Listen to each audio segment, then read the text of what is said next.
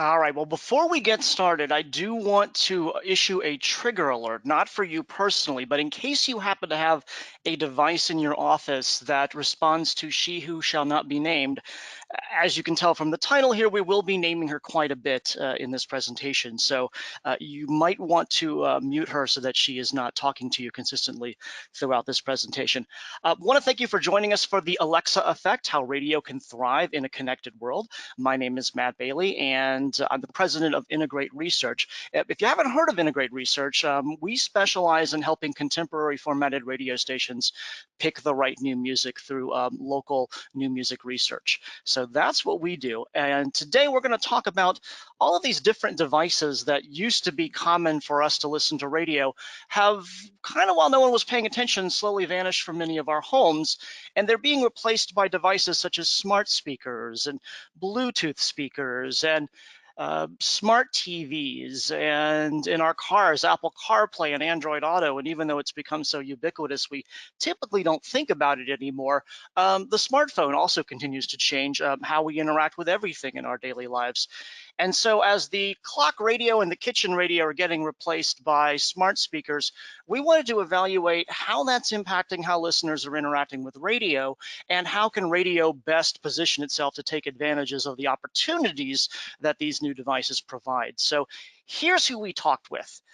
We talked with 15 to 39-year-olds who are partisans to a local CHR, hot AC, rhythmic, urban, alternative, or country station. So this data that you're about to see is not weighted by age or gender or ethnicity. If you're looking for the exact number of Americans who own an Amazon Echo or a Google Home, there is going to be more reliable data out there on that information. However, what we are going to show you does give you a really good snapshot of a typical listener who prefers a current-based radio format. And don't worry, if you're someone who programs a gold-based station, I think you'll find this information helpful too. This is also trended information. So when we refer to the information that we're looking at from 2017, that's based on about 3,000 interviews we did from June to September of 2017. So that's the summer of 2017. And then the updated information we're going to reveal to you today is based on a little over 6,000 interviews that we did from September to December of 2018. So we're comparing the summer of 2017 to 15 months later in the fall of 2018. And we asked our contemporary radio listeners three basic questions. Which devices do you use? And we looked at a variety of everything from traditional radios to smart speakers. What do you use to listen to music at least once a week? And here we're looking at the many alternatives that have sprung up in the 21st century to traditional radio. And finally, where do you usually hear the latest new music first? And that's important to us because for contemporary radio stations, we know that people do use radio for music discovery. So we want to see how these new devices and new ways of listening are impacting how listeners find out about new music. So with that background in mind, let's dive into the different devices that listeners own.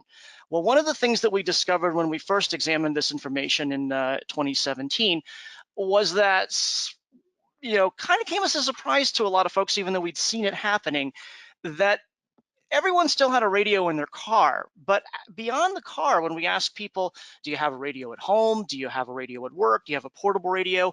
The majority of people said, no, I don't have any of those radios other than the one in my car. And when we we asked that question in the fall of 2018, we found that the number had slipped even further. Now we're looking at only 41% of these listeners under 40 still have a radio other than the one in their car. That's a decline of 15% in just 15 months. Meanwhile, back when we first asked about smart speakers in the summer of 2017, 14% of listeners owned a smart speaker. No surprise, that number has grown quite substantially to 24% of these listeners now own a smart speaker. That's a growth of 71% in just 15 months. When we look at which type of smart speaker that they own, 18% own an Alexa-based device. Sorry, I just heard yours go off. 10% own a Google Home speaker, and 4%, double from 2017, actually own both types of speakers. So what if these trends continue? We've seen what's happened over 15 months. What if this continues at this same rate for another 15 months? And we're not saying automatically that that's what's going to happen, but let's just say that it does. Radios continue to decline and smart speakers continue to surge. we could see a time as early as the summer of 2020 where more of these listeners under age 40 own a smart speaker in their home than have an AM/FM radio available to them at home. So that's what could happen, but let's put the smart speaker ownership and radio beyond the car ownership in the context of other devices that listeners own. So right now, about fourth of the audience has a smart speaker. 4 in 10 still have a radio beyond the one in their car. Far and away, though, the most common devices for people to own an AM/FM radio in their car. And if you're wondering, well, who are the 17% who don't own a radio in their car? These are people who generally don't own cars.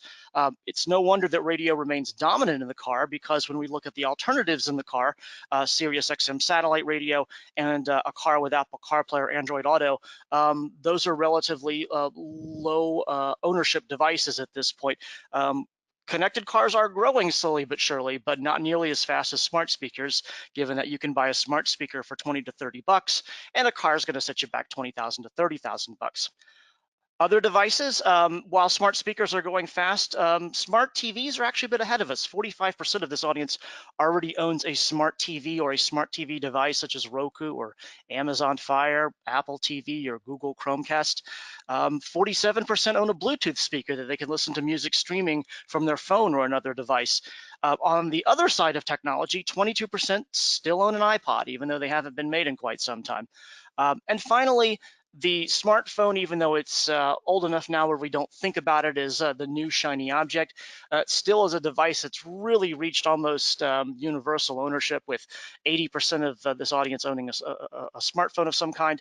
Laptop and desktop computer ownership remains really high, as does the ownership of a tablet, such as an iPad. So this will give you some perspective of nothing in this list is growing as fast as smart speaker ownership, but here's where smart speakers stand in terms of ownership here in 2019.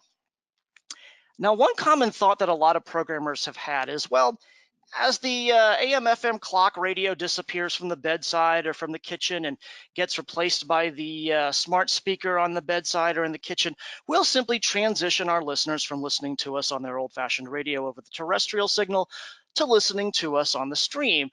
Well, that may be what ultimately happens given how fast smart speakers are growing, but here and now in 2019, there's a problem with that theory. And it has to do with the difference between those people who still own a radio at home and those people who don't own a radio at home anymore. Let's look at the devices that people who own a radio also own. 50% of the people who have a radio other than the one in their car also have a smart TV. 31% have a smart speaker. But now look at the devices that people who don't own a radio own. They actually own fewer devices all around. Fewer of them own a smart TV, fewer of them have a connected car, fewer subscribe to satellite radio, and most strikingly, far fewer own a smart speaker. Only 20% of the listeners who told us they don't have a radio other than the one in their car actually own a smart speaker. So if your streaming strategy is based on reaching those listeners who don't have an AM/FM radio at home, the vast majority of them also do not own a smart speaker. Well, why is that? Well, the primary reason has to do with demographics. Back when we examined radio ownership versus smart speaker ownership in 2017, we saw that the younger you were, the less likely you were to still have a radio at home or at work or a portable radio. And we also saw that the less likely you were to own a smart speaker. Well, fast forward to the end of 2018, and radio ownership has declined pretty steadily among different age groups. It's declined a little bit stronger among people in their teens and early 20s, but pretty steady. But smart speaker growth has been strongest among older listeners, specifically listeners in their 30s. So what's going on here? Well, those listeners who are less likely to own a radio because they're younger are also less likely to have a smart speaker, presumably because they just have less money to buy things. And so really this is a demographic issue. And if you look at, well, what do those people who don't have a radio at home anymore actually own? The two things that they do own is the AM/FM radio that they have in the car that they own and their smartphone. Now, before we shift gears here and talk about, well, which different services are people using to listen to music and how is that impacting radio, let's think about this question. I'm going to show you different groups of device owners and ask yourself, who do you think is most likely to stream your radio station, and who do you think is least likely to stream your radio station? And here are the categories to choose from. Most likely to stream your station, least likely to stream your station. Is it people who own an Amazon Echo? Is it people who own a Google Home? Is it people who own a smart TV? Is it people who have Apple CarPlay or Android Auto in their car? Is it people who subscribe to satellite radio? Is it people who still have a radio at home or at work or a portable radio? Is it people who don't own any of these devices? And finally, is it people who don't own a radio? So think about these 8 categories and try to figure out who you think, as we go through this next section, who do you think is most likely and least likely to stream your radio station? So let's talk about the services that listeners are using for music. Back when we examined this question in 2017, we found that 6 out of 10 were using on-demand audio, such as Spotify and Apple Music and their clones, and about 60% were using YouTube. At a second tier rate, we had people using Pandora and internet radio. And to be clear, what we mean by internet radio in this survey, because it can be a little bit open to interpretation, we included anyone who told us that they regularly stream a local FM radio station online, anyone who listens to an online-only internet radio station, and by that we had in mind things like Radio Paradise or Great Big Radio, but it's really open to listener interpretation. And we also included anyone who said that they regularly use the iHeart radio platform or the TuneIn platform. So that's what we meant by internet radio listener. And then finally, you can see in 2017, 9% were Sirius XM listeners. How has that changed in 2018? Well, on demand and YouTube pretty much remain solid right where they were. The differences you see there really aren't statistically significant, but you will notice that Pandora is down by 6 percentage points and internet radio is down by 6 percentage points. Let's take a deeper look at what's going on here. Among this entire audience of contemporary radio listeners under the age of 40, the percentage who regularly stream local FM radio streaming audio has fallen from 22% to 18%. A bigger drop comes from those who said they listened to an online-only internet radio station. That fell from 17% to 12%. And you can also see a pretty significant decline, as we noted, for Pandora. What is holding steady, however, are the on-demand audio services, and the only one that's really growing is Apple Music. So that's kind of the background of this whole backdrop of this entire audience and which services they're using.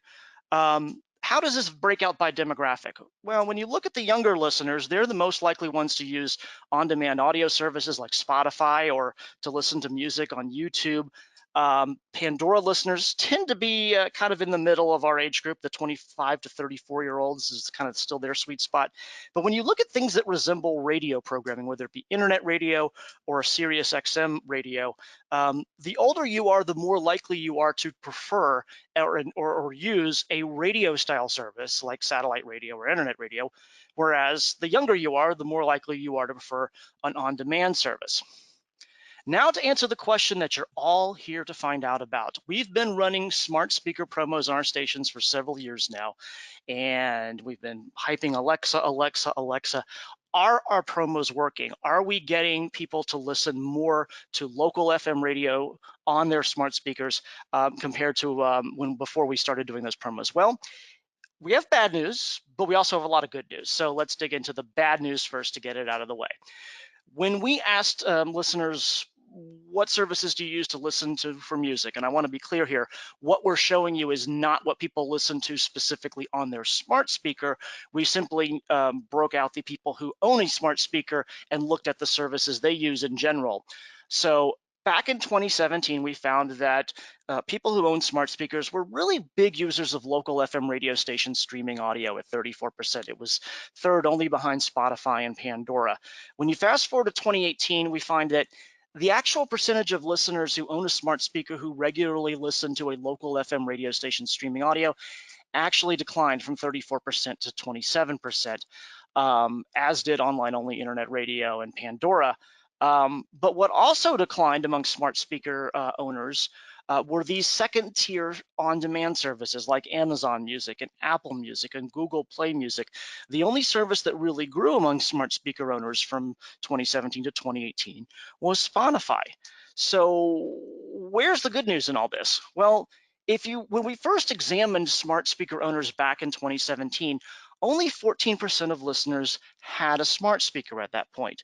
And when you look at that level of ownership along the innovation adoption life cycle curve, that's considered early adapters. So these are people who don't look like normal consumers. They're more into tech, they're more into music. And so we noted back then that the smart speaker owners were really into streaming local FM radio, but they were also into a whole lot of different services for music. They were heavy music consumers.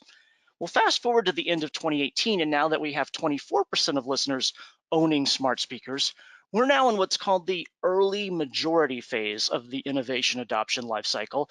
And so the people who've been picking up smart speakers in the last few months tend to look more like regular consumers. They're not as big into tech, they're not as deviant from the norm, and their music consumption patterns tend to look a little bit more like normal listeners. And that's exactly what you're seeing in these numbers. So yes, fewer of them are a smaller percentage of smart speaker owners today are streaming FM radio, but they're also using a lot fewer of these on-demand services too. And here's the good news. When you compare today's smart speaker owners to listeners in general, you still find that they're significantly more likely to stream a local FM radio station streaming audio than our listeners as a whole.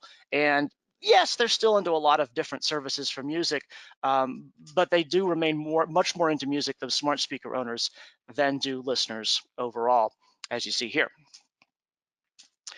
Now, most of your stations are probably running promos hyping Alexa, Alexa, Alexa, Alexa. But as we noted, Google Home, although not quite as popular as Alexa, still is in a solid second place.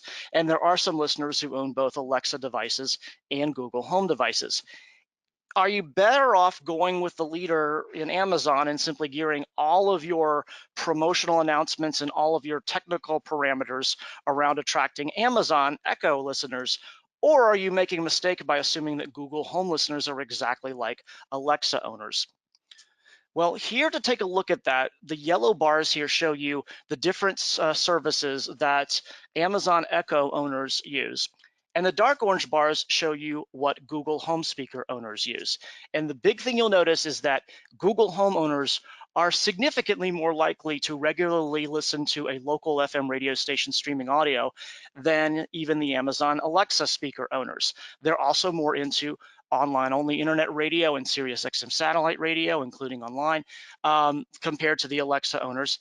And interestingly, they're also more into the second tier streaming audio services, Apple Music, which to note was not actually available on Google Home speakers at the time that we asked this question.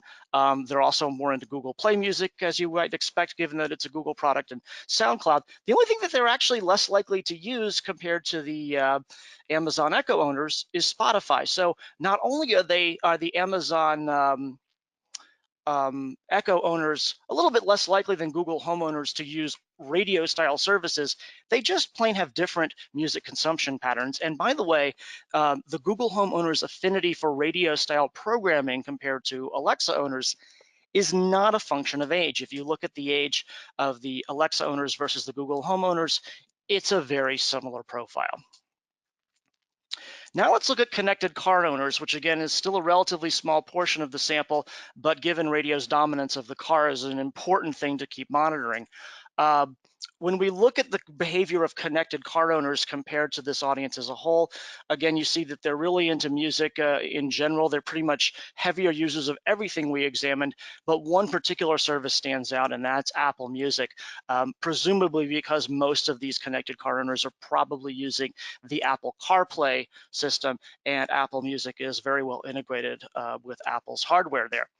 The bad news, however, is when their behavior of connected car owners has changed dramatically from 2017 to 2018.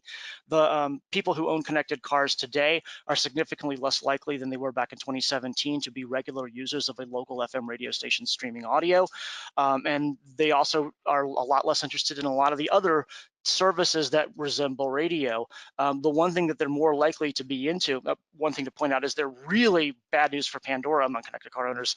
They are dramatically less likely in 2018 to use Pandora than they were back in 2017. The real grower here has been Spotify. More of those connected car owners today are turning to Spotify than some of these other on-demand services. They're still bigger users of all of them, but Spotify is clearly cementing its place as the leader in the on-demand audio space. This, unlike the Google Home difference, is a function of age. Back in 2017, those listeners who had a connected car tended to be listeners in their 30s, whereas those listeners who have picked up a connected car in the last 15 months by the end of 2018 tended to be younger. So part of what we're seeing among the shift of what connected car owners listen to is a shift of how old they are. And those younger listeners who have a preference for on-demand audio services are showing that in their what they use on their connected cars. So back to our question of who streams FM radio. If you're paying close attention, you may be able to guess some of this, but of these different device ownership categories, who do you think is most likely to stream a local FM radio station, and who is least likely to stream a local FM radio station? Well, here are your answers, but they might not be the order that you think they're in. The category of listeners who are most likely to stream local FM radio are people who actually own an AM/FM radio, either at home or at work or portable. 32% of people who still have a radio other than the one in their car regularly stream local FM radio. At the very bottom, the people least likely to stream local FM radio are people who don't own an AM/FM radio other than the one in their car. Now, at first, you might think this doesn't make any sense. Why would the people who own a radio be the most likely to stream? In theory, it'd be the people who don't have a radio who need to stream us. And if you're assuming that the main reason someone would choose whether or not to listen to radio is based on which device they own, that doesn't make any sense. But if you flip it and look at it from listeners are seeking out specific programming and they're going to seek out a device that will play it, then all of a sudden this starts to make sense.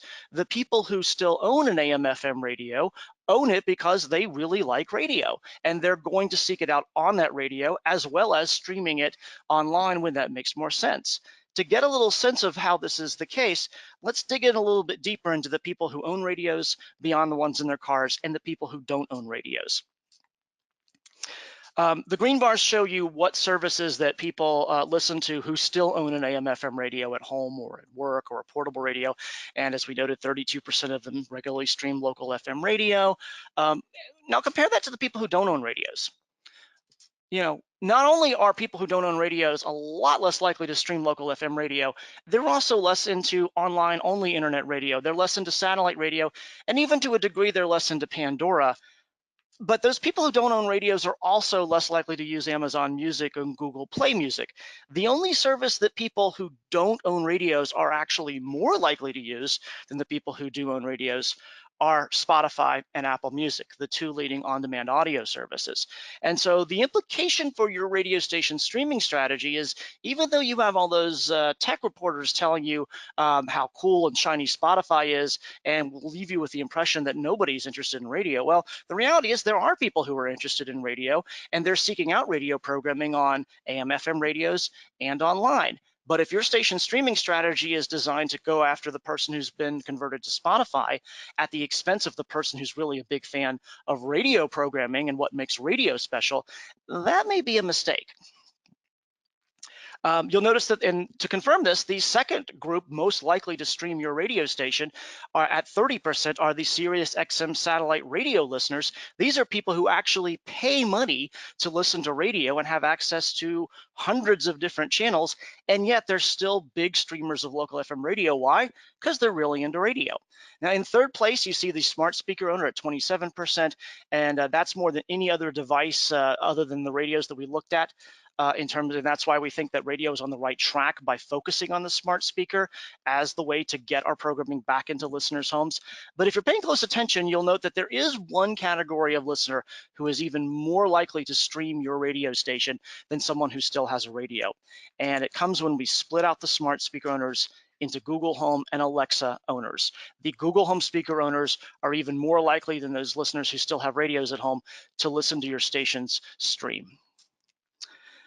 Finally, let's dive into new music discovery, and that's particularly important to us here at Integrate because we really focus on helping contemporary radio stations play the right new music. And then when we ask listeners in perceptual research and in focus groups, they tell us that a key reason they listen to a contemporary radio station, whether it be a country station or an alternative station or a top 40 station, is that they want to be introduced to the latest and hottest new music in their format. Back in 2017, when we examined this question, we had good news for radio and bad news for radio. The good news was that radio still had a strong and comfortable lead for the place that listeners heard new music first. The bad news was it was no longer the majority at only 49%. Well, fast forward to 2018, and we've seen radio lose quite a bit of imagery for new music discovery, falling from 49% to 42% of listeners who now say that they hear new music first on local FM radio. That's a decline of 7 percentage points from the summer of 2017 to the end of 2018. Where did that 7 percentage points go to? On-demand audio services like Spotify and Apple Music, and to YouTube, both of which pick that up directly. In case you're curious, Pandora and SiriusXM remain unchanged in single digits. Which on-demand audio service is getting this growth for new music imagery? It's predominantly market leader Spotify with 16%, followed by Apple Music at 6%, and then all of the other streaming services are pretty much minuscule. Now, back in 2017, we identified 3 groups of listeners that we felt radio was in serious danger of losing its new music discovery role to on-demand audio and to YouTube. And the first group was 15 to 19-year-olds. Back in 2017, both on-demand audio services and YouTube were just nipping at radio's heels for the place that listeners perceived introduced them first to new music. And unfortunately, our prediction has come true. When we fast forward to 2018, both on-demand audio services and YouTube have eclipsed radio as the place that 15 to 19-year-old listeners discover new music. And it's growing among other age groups too. Now we could argue that 20 to 24-year-olds are in the same position today that 15 to 19-year-olds were back in 2017. And when we look at 2017 compared to 2018, in 2017, really, radio had a comfortable lead for its image for the place you find out about new music among pretty much every listener over age 25, and had a really comfortable lead among listeners in their 30s. Well, now we see that radio's comfortable lead really is only among 35 to 39-year-olds. So in a relatively short period of time, radio really has lost a lot of its music discovery imagery among a lot of younger listeners. The second group we identified that was in danger of radio losing its role as the introducer of new music was among connected car owners in 2017. And here again, unfortunately, we were right. When you fast forward to 2018, people who own a connected car are just as likely to say that they're discovering new music on an on-demand audio service as they are on their local FM radio station. And again, only 11% of listeners currently own a connected car with Apple CarPlay or Android Auto, but given how important in-car listening is to radio today, long range, that's going to be something we're going to have a strategy to cover. Final category that we said was in danger of radio losing its new music image lead to was the on-demand audio listener. Back in 2017, we examined different services that listeners used and said that, a lot of these aren't really big threats to radio, but the person who is a regular user of Spotify or Apple Music really does change their behavior in terms of how they find out about new music in favor of that on-demand audio service. Again, fast forward to 2018, and unfortunately, radio has now lost its role as the primary place listeners find out about new music first to the on-demand audio services. And as those services continue to grow, that's a really big problem for radio. So, not to end on a dour note, however, because we think that there's a lot of good news in here for radio. How radio can thrive in a connected world? Well, we have 4 tips for you on that front. Number 1, focus on smart speakers. The data here shows that radio really is on the right track, focusing on smart speakers as the way to get our programming back into listeners' homes for a variety of reasons. First, smart speaker owners still are a lot more likely to stream local FM radio than any other smart device owner. They're 50% more likely than the audience as a whole to be regular streamers of local FM radio. Smart speakers could be more common in the home than AM FM radios as soon as 2020. It hadn't happened yet, and the people who don't own radios, as we remember at this point at least, don't own smart speakers yet. So do keep that in mind for the short term, but in the long term, it's likely that a lot of people are going to have smart speakers compared to AM FM radios. Smart speakers are well suited to the set it and forget it convenience of radio. If you think about um, the kind of things you're doing when a speaker is playing music compared to when you're listening on headphones. If you're cleaning the house or cleaning up the kitchen, those are the kind of things where having someone else pick out the music for you instead of you having to develop a playlist really comes in handy. And finally, more than any other online listening method, smart speakers reward strong brands. And that's because of voice activation. If you think about the experience of flipping through on your phone on an aggregator service, all the different options that you have, or of selecting something to listen to on an on-demand audio service, compared to simply saying, hey, Google, play blah, blah, blah. And the blah, blah, blah is going to be the local radio brand that is strong, top of mind awareness among your listeners. So this really goes back to the days when having a strong brand really matters for your performance on the smart speaker, and your brands are well positioned to do that. Second recommendation, don't neglect Google Home. With stations promoting Alexa, Alexa, Alexa, right and left, Google Home must feel like the Jan Brady of smart speakers. It's in solid second place, and yet everyone just wants to talk about Alexa. So Google Home owners, though, are 30% more likely than Amazon Echo owners to stream local FM radio, and Google Home owners show more interest in radio-style programming than do Amazon Echo owners, and their interest in alternatives to Spotify show that they're just a different breed of smart speaker owner than are the Alexa owners. So if your strategy is focused solely on Alexa, you're making a mistake there. Number 3, make great radio for great radio fans.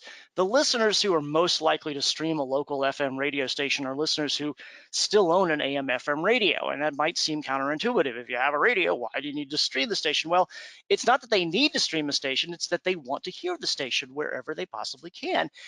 Those listeners who are most likely to stream your station are listeners who appreciate radio and the attributes that make radio special. And here again, our industry doesn't get the love and appreciation that it needs in a world press that's obsessed with shiny new objects. But the reality is, there are people, and a lot of them, who really like what makes radio special. Things like the human companionship that we provide, the music curation, the fact that we're picking out the music for them, that we're on top of great music, the entertainment beyond the music that your stations offer, and a feeling that you're among your tribe. When a radio station is really amazing, tuning in isn't just an experience of being entertained, it's an experience of feeling like you belong. And what do all of these attributes have in common? Personalities. Personalities are radio's greatest weapon against on-demand competitors. They'll never beat us on this front. And our final recommendation is fight for our new music discovery imagery as if it were still a diary world. If you think back to when you were growing up, you probably grew up listening to the radio when you were doing your homework as a kid, and maybe your station had a feature called Smash It or Trash It, or some other feature where the night jock would get listeners engaged with rating new music. Some of the features there was a champion and a new, and you could see how long a particular song would stay on top before a new song would defeat it. And even beyond features like that, you would have announcers really hyping that a new song was coming up by a core artist or that a brand new artist was coming up. And we were pretty big on promoting the new music that we introduced listeners to back then. And then this happened, PPM. And when we had access to meter data showing what was happening with listeners moment by moment, we saw that a lot of the times when we played a brand new song that listeners hadn't become familiar with, we lost meter counts, especially compared to the meters that we typically kept when we played a well-known, well-liked recurrent. And so many radio stations are like, yeah, we know we need to play new music. We're not going to become a gold-based radio station, but let's not bring attention to the new music that we play. So We started playing new music coming out of stop sets, and we jingled directly out of the stop set into the new song. We buried it in long music sweeps. We got rid of those smash or trash features. We told our personalities not to notice and not to point out the new music that they were playing. And we kind of just hoped that listeners wouldn't notice that we were playing brand new music. Well, unfortunately, we got our wish. And unfortunately, listeners who are actually hearing songs first on radio, they're thinking that they heard it first on Spotify. And Spotify is getting the credit for their new music discovery in listeners' minds, not local FM radio. So that's why we say we need to bring back some of those things that we did in the diary world, but update them for a digital world. And that includes unleashing our personalities to get listeners excited about new songs. You know, when a core artist has a brand new song, getting listeners excited about it. If there's a brand new artist your station is playing, tell us something about the backstory of that artist so we have a reason to care about them and their music. If there's a funny lyric in the second verse of the song, you know, point out that it's coming up so listeners can listen for it. And not only will that help listeners feel like that your radio station is the one that introduced them to the song when they grow, ultimately, hopefully, to know and like it, but it'll also help with that tune out because they'll have a reason to stay listening through a song even though they don't know it yet. Promote personalities as music gurus who will keep them connected. Most of your listeners already think of your personalities as music experts, but all too often our radio stations don't take advantage of that perception. You know, there's no reason that your station can't have the music director come in and talk about a cool new band that they've discovered, or have your personalities talk about their love for the music. You know, listeners already think they're gurus. Let's encourage that belief. Use social media to get listeners involved in judging new music. And here again, we don't want the listeners on Facebook or on a texting program to be dictating which music you play. Hopefully, well thought out research is doing that. But we do want listeners to feel like they're involved with the process, just like they felt they were involved with Smash or Trash and all of those things that we used to do back in the day. But take advantage of some of those new technologies to get listeners involved with that process. Now, there's some things that you shouldn't do just to gain new music imagery. First off, don't add a bunch of new songs. This is an issue where you really want to not change the what you're doing in terms of your rotations. What you want to change is that you want to get perceptual credit for the new songs that you are playing. If you simply flood your radio station with a lot of music that listeners don't know and don't yet like, and especially songs that don't have the potential to become big hits, that's not going to help your cause. Don't play new songs so infrequently that listeners can't become familiar with them. If you go down the hall and talk to your salespeople, they'll tell you that there's a minimum number of spots that your advertisers need to run in the course of a week for listeners to even notice that they've heard the spot. And the same goes for music. This isn't an issue of playing a lot of new music. It's an issue of being very selective with the new songs that you do play, only playing those songs that you really believe can be big hits, but then playing them enough so that listeners get to know them and getting perceptual credit for being the station that introduced them to it. And finally, don't bury new songs in day parts. Listeners won't hear them. I know there's political reasons why you may need to play a song in overnights, and that's fine. But if you really want listeners to get to know a song, gone are the days from 20 years ago where you could play it in nights and warm it up and then see how it performed and then move it to days. Nowadays, if you want listeners to get to know a song, you're going to need to commit to playing it in middays or afternoons. Do, however, get credit for the new music you help your listeners discover. Here again, the new music discovery issue is not a playlist problem, it's a perception problem. So that concludes the webinar. I would be happy to answer any questions that you have on the webinar here. There's a question tab here. You can type those questions in now. You're also welcome to reach out to me at integrateresearch.com and join the conversations there. But now let's see if we have any questions from you at this time.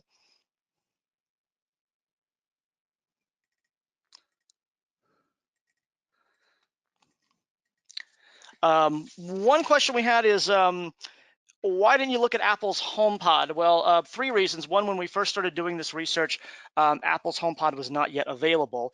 The second reason we didn't look at HomePod was because it's not selling very well. So it's really, even though it's available now, is really not very relevant. And the third reason that we did not look at HomePod was because you can't play radio on it. So those are the three reasons that we didn't do that. Second question here is, How do I get my station on Google Home? Well, we are not technical experts, but if you are on the TuneIn, the iHeart, or the radio.com platform, um, your station is on that platform. So, it comes to the issue of making sure that it plays the right version of your station, especially if you have a common name. But that's what's going on with that. To answer one question I got here, is there radio.com data included in the online listening measures? Um, We did not specifically look at radio.com. We will for future measures, but we did look at some things in general. And I think that as far as radio.com goes, yeah, I think the same findings apply, that really the smart speaker is probably the place to be there.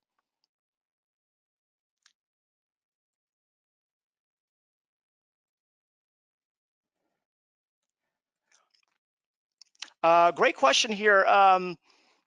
Do the Google Home numbers look differently because it's still relatively low in its adoption rate? And as more people get a Google Home, will their numbers even out and look more like the people that own an Echo? That's a fascinating question, and the ultimate answer is only time will tell.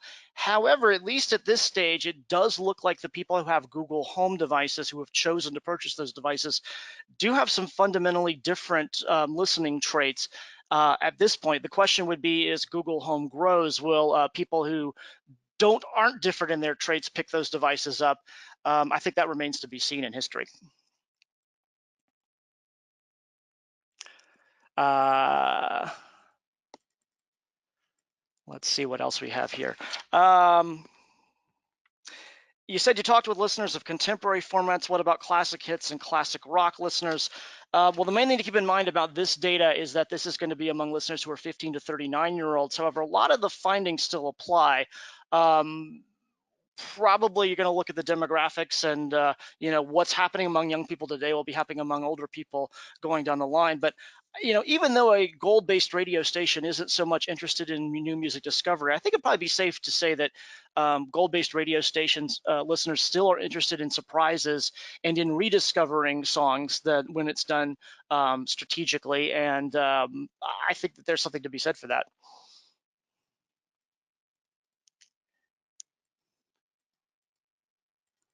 Another question here. Are Alexa owners listening more from the station skill or just off TuneIn?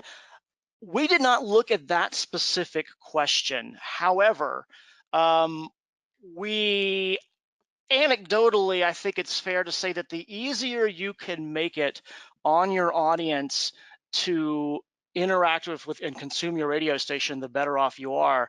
I know Jacobs Media just released some information that said, well, a primary reason that listeners like radio, not only is that it's free, but that it's super convenient. I mean, if you think about an analog radio, it can't get any more convenient than that. And so I think that any barrier you can remove to getting your listener to listen to your station is good.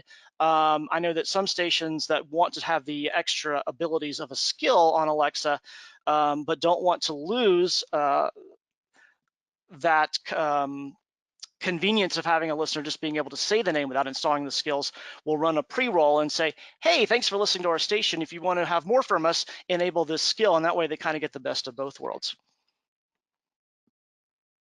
One final question here. Should radio even care about music discovery? Shouldn't we just play the hits? Isn't that what PPM data and M-score is clearly showing us? Yeah, so you want to be playing as a contemporary radio station 3 types of songs. You either want to play a song that's a huge hit right now, that's been a big hit and that listeners still love, or that's going to be a big hit shortly. Those are the 3 categories you really want to be playing. However, even though PPM and M-score show us that those songs that listeners have not yet gotten to know and don't yet realize are going to be their favorite song in 5 or 6 weeks, listeners continuously tell us that yes, they are tuning to contemporary radio stations to stay on top of new music. And you will see that stations that become, and again, this depends on your strategy. If you're the hot AC station, maybe you let the CHR station figure out what the hits are.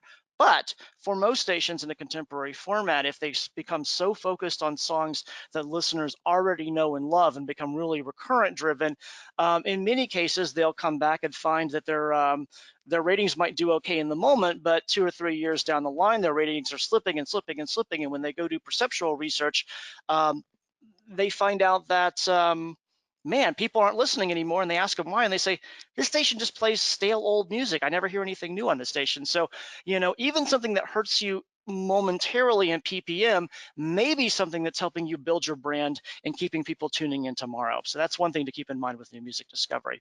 Thank you all for your time. I really appreciate it. If you have further questions or just want to join the discussion, join us at integrateresearch.com, and thanks for being here.